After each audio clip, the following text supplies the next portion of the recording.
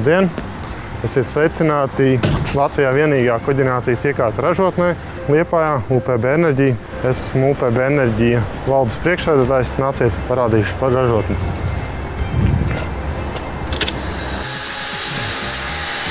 Koģenerācijas iekārta ir iekārta, kur mēs vienlaicīgi saražojam gan siltumu, gan elektroenerģiju. Šeit mēs ražojam koģenerācijas iekārtas, kas darbojas ar iekšzemes dzinējiem. Ir arī citi veidi, bet tās ir tās, ko mēs ražojam šeit uz vietas. Iesim, parādīsim no procesa paša sākuma, kā tas viss top. Šeit ir tā vieta, kur sākot ar izēvielām, vienkārši metāla turbām vai profiliem, mēs pamazām liekam kopā un ražojam produktu ar augstu pievienoto vērtību. Otrā pusē ir otra sadaļa, dzinēji, visas pārējās komponentes, saliekot to visu kopā. Līdz beigām mēs nonākam līdz koģenerācijas iekārtām. Šeit var redzēt pusfabrikāti jau vienu. Šis ir sākums, kā jau tie dzelži ir sākuši pārtapt kaut kādā sastāvdaļā. Šis ir iekārtas rāmis, uz kā tālāk tiek montēts dzinējs, ģenerators un visas pārējās sastāvdaļas. Ja parasti pierasts, ka šāda veida ražotnes Latvijā pārpirkuši vai izveidojuši ārvalstu investori, tad šis ir gluži pretējs piemērs. UPB Enerģija radās Latvijas uzņēmumam UPB, agrāk pazīstamam kā Ulda Pīlēna birojam, nopērkot Šveices uzņēmuma apakšvienību Vācijā, uz kā pamatiem tad arī radīts tas, ko šobrīd redzam Liepājā. Sākumā bija doma taisīt ar vienu Šveices ražotāju kopuzņēmumu šeit Liepājā. Tieši ražot arī koģenerācijas iekārtu. Šim uzņēmumam pašam neklājās viegli jau tajā laikā, un viņš patiesībā bankrotēja. Un tas, ko mēs izdarījām, mēs pārņēmām viņu Vācijas struktūru vienību ar inženieriem, ar servisu cilvēkiem, ar pārdošanas komandu. Pārņēmām mazu komandu, kas tur ir, ar esošiem jau servisu objektiem pa visu Vāciju. Uzreiz sākām attīstīt paši savus modeļus, prototipus. Un 2008. gadā jau mēs šajā pašā ražotnē arī izgatavojam jau pirmos dzinējus jau pēc mūsu pašu zīmējumiem. Pirmie zīmējumi tapa pa lielam izmantojot tieši vācu inženierus. Tad pamazām mēs liekam klāt cilvēkus ražošanā šeit, audzējam to zināšanu bāzi un mēģinām to visu pārnest uz šejien. Šobrīd jau, ja mēs strādājam pie jauniem dzinējiem, jauniem prototipiem, tad to jau mēs darām šeit ar Latvijas inženieru palīdzību un sadarbojoties joprojām ar vācu, bet tad jau tā ir tāda kolektīva un vienlīdzīga sadarbība, kad vienkārši komanda kopā mēģina atrast to labāko, izdomāt labāko risinājumu, ko mēs varam piedāvāt. Principā mēs nopērkam atsevišķu dzinēju, mēs nopērkam metāla trubus, mēs nopērkam vadus, kontrolierus, liekam to visu kopā pēc mūsu izdomātas schēmas, mēs esam izveidojuši šī iekārtas modeli, visu darbības schēmu un visu automātiku, vadību, to visu mēs liekam šeit un to. Mēs nepērkam jau izdomātus gatavus, lielus blokus, kaut kādus, kas jau ir ieprogrammēts, mēs visu liekam kopā šeit. Papildus koģenerācijai mēs varam arī pāriet nākošajā fāzē, kas ir triģenerācija, respektīvi siltumu vēl tālāk pārvērst augstumā un tādējādi, ja tas kādam ir vajadzīgs, viņi var izmantot arī tehnoloģisku augstumu.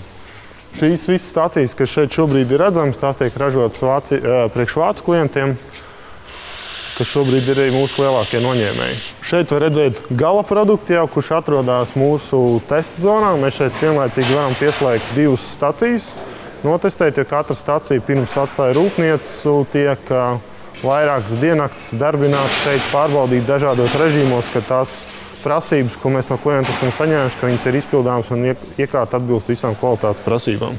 Šādas stacijas uzstāda vietās, kur ir vajadzīga vienlaicīgi gan siltums, gan elektrība. Pie tam ļoti bieži pamata vajadzība ir siltums. Vācijā šādu staciju mierīgi varētu uzstādīt pie liela sporta kompleksa, piemēram, kur ir vairāki baseini un citi siltuma patērētāji, kam ikdienā vajag lielu siltuma apjomu, lai viņu neizmantotu, lielu tālu centrālu, kas varbūt vasarā šos lodus arī nemaz nenodrošina. Tiek uzstādīta šāda stacija, kas saražo siltumu vajadzībām, plus arī elektrību. Mazākās stacijas, kas ir ar 50 kW jaudu, viņas sāksies cena ap kādiem 60–70 tūkstošiem eiro atkarībā no izpildījuma un komplektācijas.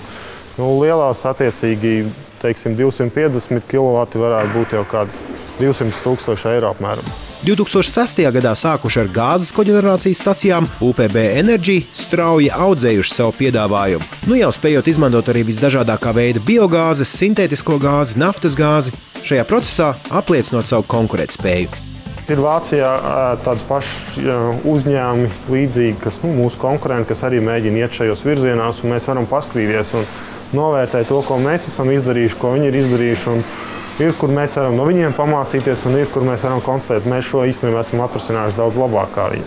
Tāpēc, mēs no tā vairs īsti nebaidamies, ka tur ir Vācija, kas ir tehnoloģija lielvalsts. Mēs domājam, ka mēs šajā lauciņā varam arī šeit kaut ko jaunu uztaisīt, kas var būt labs produkts tirgū. Mēs neesam tajā lielo ražotāju kategorijā, bet cik lieli mēs esam, nesen tieši bija viens vācu žurnāls veids tādu pētījumu par koģenerācijas iekārtu ražotājiem tieši uz šādiem gāzes motoriem Vācijā. Un top 20, mēs šajā top 20 pēc dažādiem kritērijiem jau parādamies. Citur 20. vietā, citur varbūt kādu vietu augstāk, bet tas ir zināms rādītājs, ka Vācijā mēs skatāmies kā vācu ražotājs un uz kartes esam atzīmējušies.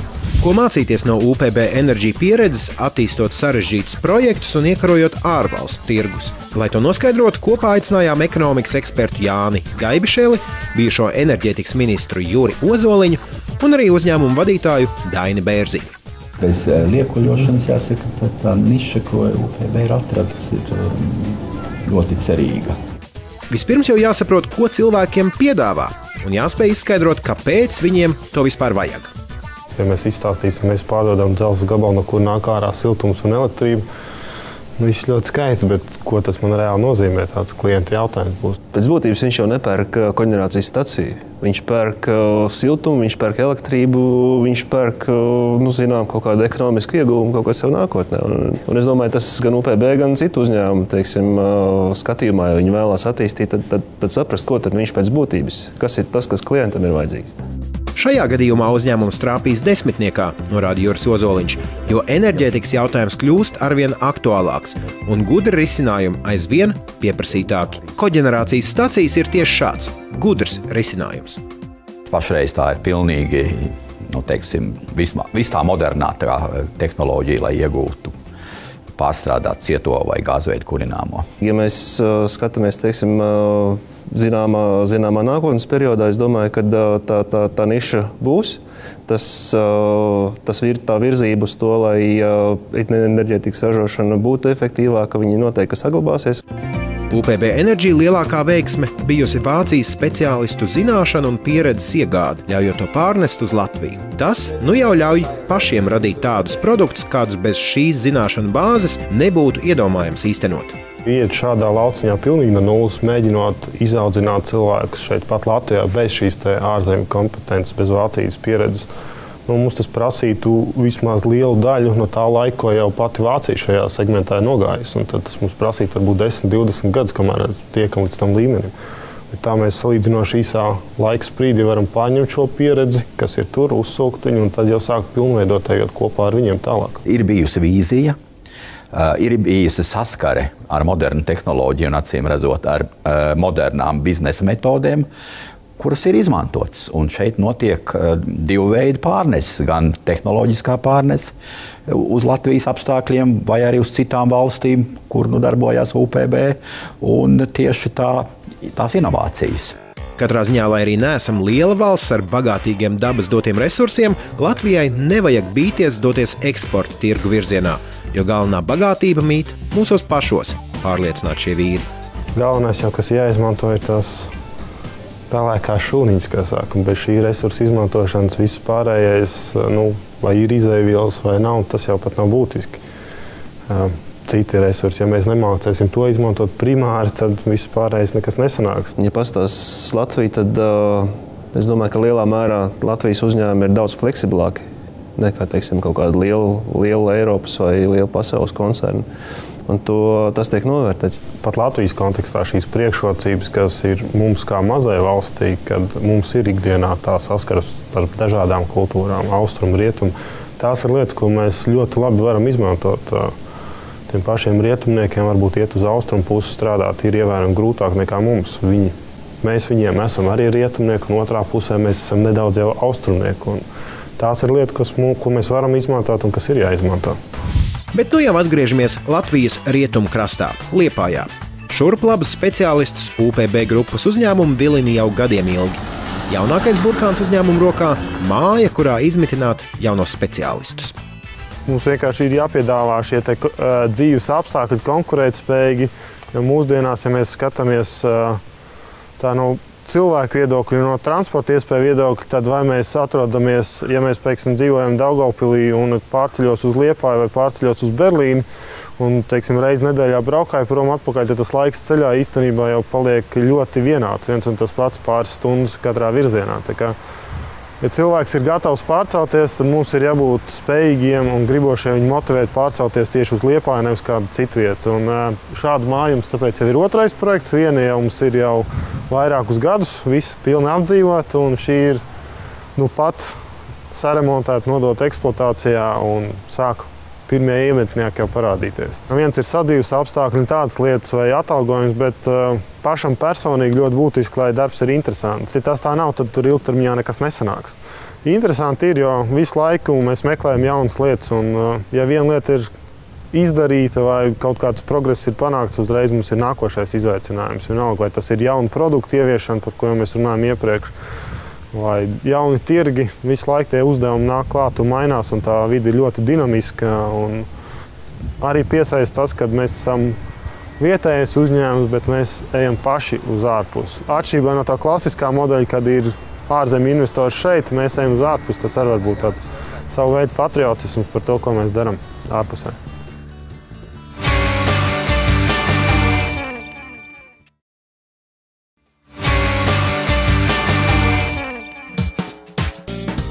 UPB Energy ir vienīgais koģenerācijas staciju ražotājs Latvijā, kas radies latviešu uzņēmējiem, pārpērkot vācu speciālistu zināšanas.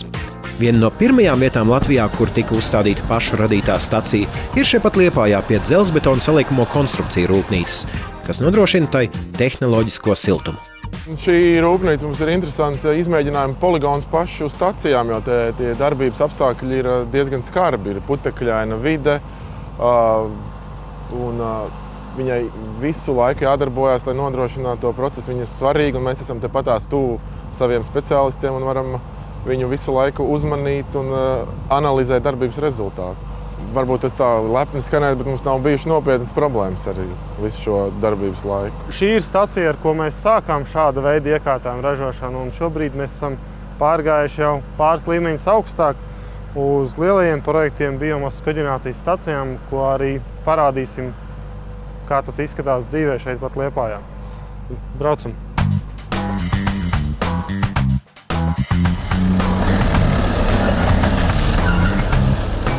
Mums ir bijuši klienti gan biogāzes rūpnīcas, zemnieku saimniecības, gan arī lielāki klienti, kā piemēram Latvijā Daugavpils siltumtīkli, kas ir uzstādījuši vairākas mūsu iekārtas. Lielajiem klientiem, kā piemēram Vattenfall, tās mūsu stacijas ir interesanti ar to, ka viņi var uzstādīt šādas stacijas attālākos dzīvojamos rajonos siltumtrašu galos. Un tādējādi viņi nodrošina ar mūsu stacijām vasaras siltumu slodzi, nedarbinot lielās siltuma ražošanas jaudas, nepumpējot pa siltumtrasēm garām siltumu, kur attiecīgi liels zudums. Vasarā tad šādas iekārtas decentralizētas atsevišķos dzīvojamos rajonos nodrošina šo rajonu vajadzību pēc siltuma, plus vēl saražo arī elektrību, kas to visu padara izmaksu ziņā efektīvāku. Tālākie punkti. Geogrāfiski laikam tālākie punkti būs ASV, kur ir mūsu koģenerācijas stacija. Bez koģenerācijas stacijām mēs esam uzražojuši arī speciālus konteinerus naftas platformām, un, ja nekļūdos, tad šīs platformas šobrīd stāv dažas Indijas okeānā. Tur mēs arī izmantojam pieredzi, ko mēs esam ieguvuši ražojot koģenerācijas stacijas un konteinerus priekš tām. Ja mums ciemos vai vizītē viens norvēģu klients, kurš ieraudzīja, ko mēs darām. Sāk prasīt, vai mēs varam uztaisīt kaut ko līdzīgu arī priekš naftas platformām, priekš viņu ugunsdzēsības aprīkojumu. Uztaisījām pirmās dažas un esam jau saņēmuši vairākus atkārtotus pasūtījumus un jau pat attīstījuši to kā tādu jomu, ko mēs darām. To mēs visu laiku tā mēģinām salikt kopā. Redzam, ka šeit mēs apvienot savu pieredzi enerģijā ar to, kas mums ir koncernā kopumā, teiksim, metāla apstrādē. Mēs liekam kopā un mēģinām radīt to jaunus produktus ar augstāku pievienoto vērtību, kas mums ir interesantāk arī no tirgus viedokļa, ko nevar tik viegli nokopēt.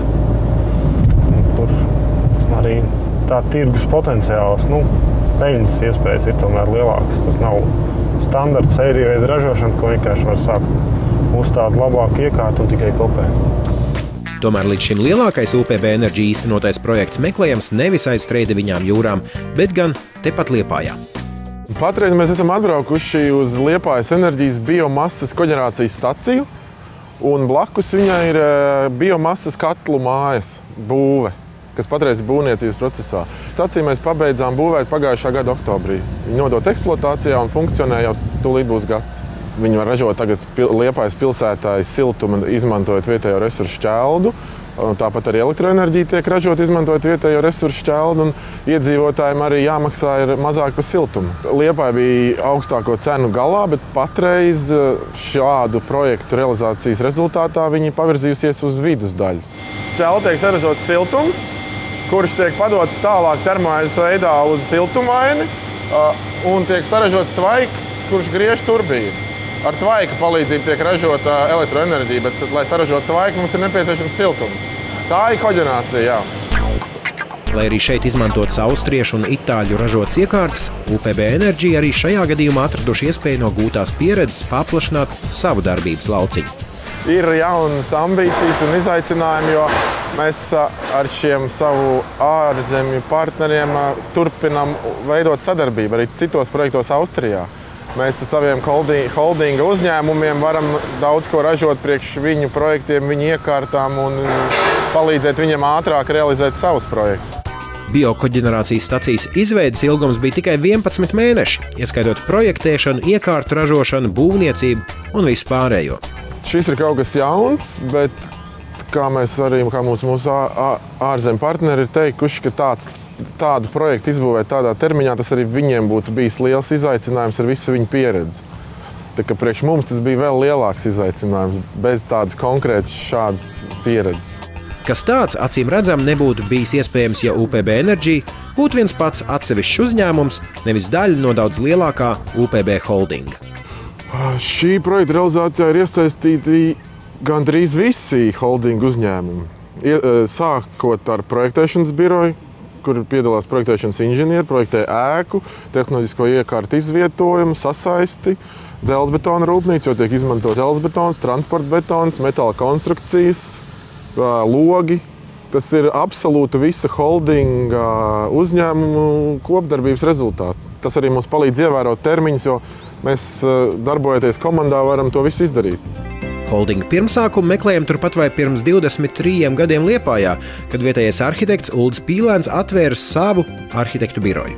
Šobrīd, atskatoties pagātnē, viņš pārliecināts, ka attīstība, kuras rezultātā tiek nodarbināti jau gandrīz 1400 darbinieku, bijusi visai loģiska. Es to kaut kad netīšām nofiksēju, ka mans diploma darbs faktiski lielā mērā, tas bija Erfurtas vecpilsētas reģenerācijas projekts, iezīmē 4 svarīgas tēmas papildus arhitektūrai. Protams, arhitektūra pilsētu būvniecība ir pāri visam, bet zem viņa apakšā bija modernā būvniecība ar stikla alumīnija izmantošanu, ar saliekamām dzelzbetona konstrukcijām, ar metāla konstrukcijām un ar daudzām alternatīvās enerģijas risinājumu. Siltumsūkņi, saules baterijas, koģenerācijas stacijas, tas ir tālais 1980. gads. No šodienas viedokļa kaut kas iezīmējās apaļu kompozīcijai, ka pretējā gadījumā tas varbūt būtu nedaudz dīvaini, teiksim, tā enerģijas tēma, bet drusku apskatoties atpakaļ, acīm redzot, tas ir kaut kā, ne jau tik tā ļoti organizēti, bet attīstījies uz šiem, holdings ir būvējis uz šiem 4 pīlāriem, un acīm redzot, tas ir zemapziņā kaut kur attīstījies visu laiku līdzi. Tas ir mūsu atspērienu laukums.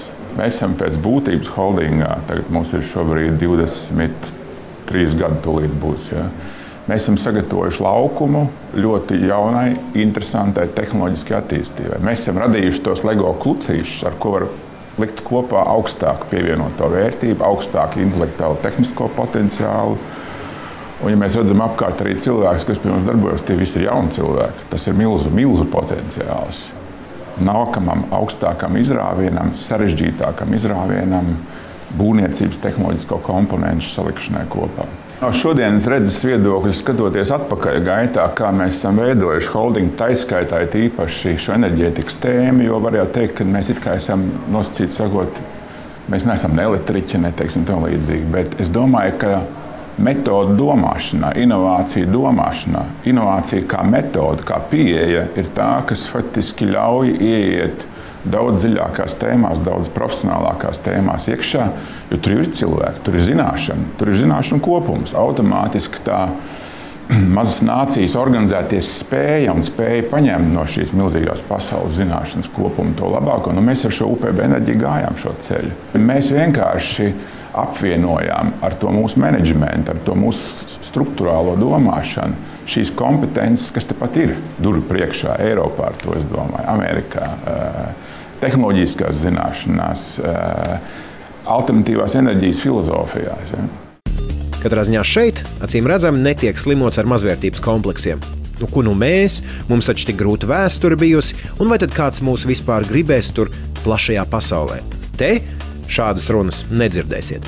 Starp mūsu darbiniekiem ir cits runas. Kā mēs to varam dabūt gatavu, kā mēs varam radīt, kā mēs atrisinām šo problēmu. Tā kā es domāju, ka šeit apkārt jūs neatradīsiet ārkārtīgi daudz šādas ideoloģijas piekritējas. Ir otra lieta, es domāju, ko varētu teikt cilvēkiem, kas domā šajās kategorijās, mēs jau neko un tam līdzīgi. Ja negribas sevi uzņemties kaut kādas uzdevumus, tad arī netiek galā ar tām problēmām. Automātiski tas horizonts ir jāizbīda pietiekami tālu. Un no nācijas, ticiet man, es pietiekami daudz tagad biznesa vidē es bijis apkārt, vismaz Eiropā un tam līdzīgi. Nesam mēs ne ar ko sliktāk. Mums ir daudzas komponentes, kas ir pat ievērojami labāk. Un tās ir kopjamas komponentes, un tāpēc arī uz to ir jāstrādā.